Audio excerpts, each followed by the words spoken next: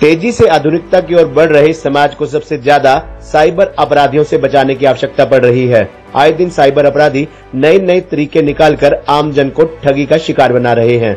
लोगों को साइबर अपराधियों से बचाने के लिए आज लाडवा में आयोजित राहगिरी कार्यक्रम में कुरुक्षेत्र के अतिरिक्त पुलिस अधीक्षक करण गोयल ने आम जन को साइबर विषय पर महत्वपूर्ण जानकारी दी। इस जानकारी को आप भी ध्यान से सुनिए, क्योंकि ये उपयोगी जानकारी आपको साइबर ठगी का शिकार होने से बचा सकती है। और इस खबर को ज्यादा से ज्यादा शेयर भी कीजिए, ताकि ये उपयोगी जानकारी अधिक से अधिक लोगों तक पहुंच सके। है क्या? तो जैसे ये कला परिषद के हमारे साथियों ने भी बताया, साइबर कुछ नहीं है। पहले जो चोर डाकू लुटेरे आपके घरों में, आपकी दुकानों में, फैक्ट्रियों में घुसते थे, चोरी कर लेते थे, तो ऐसे ही आजकल ये साइबर अपराधी जो हैं वो आपके बैंकों में घुस रहे हैं। इनको किसी हथियारों की जरूरत नहीं है, इनके पास कंप्यूटर होता है, लैपटॉप होता है, फोन होता है, और आपसे कुछ पूछ लेते हैं, निजी जानकारी आपसे लेते हैं, आपके खातों में घुसते हैं और आपका पैसा साफ कर लेते हैं। तो साइबर अपराध जो है ये क्यों होता है? तो आप ये बात हमेशा अपने माइंड में रखना कि साइबर अपराध होने के सिर्फ दो ही कारण होते हैं। वो होता है पहला डर और दूसरा लालच।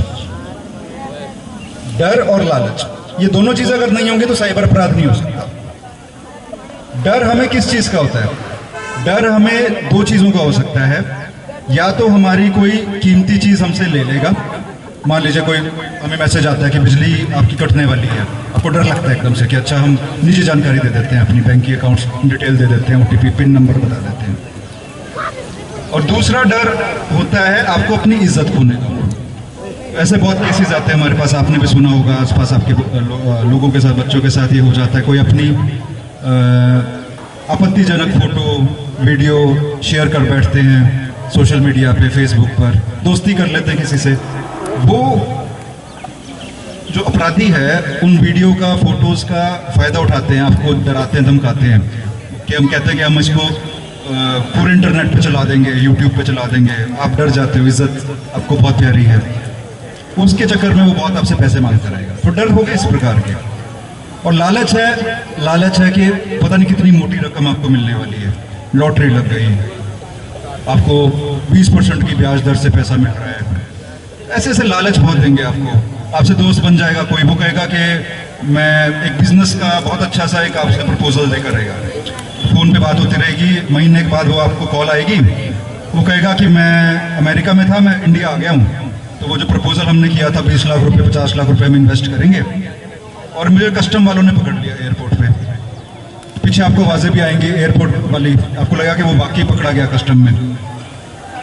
आप वो कस्टम वाले से बात करो, कस्टम का ऑफिसर कोई बात करेगा, वो कहेगा कि पहले आप इतने पैसे हमें भिजवाइए, आपके लिए बहुत सारे गिफ्ट लेकर आया है, फोन लेकर आया, लैपटॉप लेकर आया है। उस चक्कर में आप कस्टम कहे ठीक है हमारा तो दोस्त है, इसको छुड़वाते हैं। आप उसको पैसे दे बैठोगे, वो गायब, उसके बाद आदमी वो दिखता नहीं, आपको नजर नहीं आता। तो डर और लालच नहीं करना कभी भी। तो इस जीवन में बिना मेहनत के कुछ नहीं मिलता। तो जो भी आपको कोई ऐसा वादा कर रहा है कुछ आपको दे देगा, कोई किसी को कुछ नहीं देता, मेहनत से मिलता है सब कुछ। तो इस साल 1 जनवरी 2022 से लेकर 30 सितंबर 2022, 9 महीने का अगर हम डाटा देखें तो कुरुक्षेत्र में करीब 1.5 करोड़ रुपया लोगों ने अपना खोया है। 1.5 करोड़ रुपया ये रिपोर्टेड है, जो हमारे पास कागजों में आ गया। कई लोग हैं जो रिपोर्ट ही नहीं करते, ये छोटी अमाउंट है, कौन पुलिस का चक्कर काटेगा। तो 1.5 करोड़ रुपया तो रिपोर्ट हुआ जी। और उस 1.5 करोड़ रुपए में से जिन लोगों ने टाइम से हमें सूचना दे दी या 1930 पे डायल कर दिया, ऐसे 20 लाख रुपए हमने लोगों के बचा लिए। तो 1.5 करोड़ में से 20 लाख रुपए हम खातों में फ्रीज कर दिए, जो मैंने आपको बताया। उसका क्या मतलब हुआ कि हम करीब 10-15% लोगों को ही अभी जानकारी है। तो ये जानकारी आप और आगे तक लेके जाएं, लोगों को ज़्यादा से ज़्यादा सूचित करें इस बारे में, 1930 का यूज़ करें, ताकि ये संख्या हो सकता है 1.5 करोड़ में से 50 लाख रुपए भी हम बचा पाएं, लोगों के 1 करोड़ तक भी बचा पाएं। अब होता क्या है कि साइबर अपराधी हरियाणा में तो बैठा नहीं है, वो कुछ बेल्ट हैं भारत देश की, झारखंड, बिहार, राजस्थान की कुछ बेल्ट हैं, भरतपुर वगैरह साइड की, दिल्ली में मेवात का एक एरिया है, मेवात आपको पता होगा, नू मेवात, राजस्थान हरियाणा का बॉर्डर है वो। तो यहाँ पे कुछ गांव के गांव हैं जो ये काम कर रहे हैं, गांव के गांव, उनको ट्रेनिंग दी जाती है इस बारे में। छोटे भी हैं, बड़े भी हैं, बच्चे हैं, उनकी क्लासेस लगती हैं और पैसा कमा रहे हैं, फर्जी सिम इशू करवाते हैं तो पकड़ नहीं जाते हैं।